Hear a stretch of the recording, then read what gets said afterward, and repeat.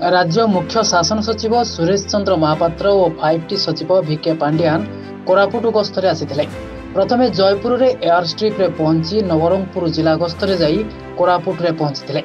कोरापुट स्थित शहीद लक्ष्मण नायक medical college परिदर्शन करने सह 650 शज्या विशिष्ट हॉस्पिटल निर्माण कार्यर समीक्षा करिसेंति।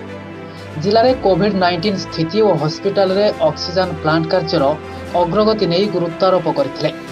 कॉलेज अधीक्षक, हॉस्पिटल सुपरिटेंडेंट, हॉस्पिटल निर्माण संस्थार प्रोजेक्ट मैनेजर, विभागीय जंत्री प्रमुख उपस्थित थिले। परे कोरापुट बालिका उच्च विद्यालय को जाई 5टी योजनार स्मार्ट स्कूल कार्यर करथिले अनुध्यान।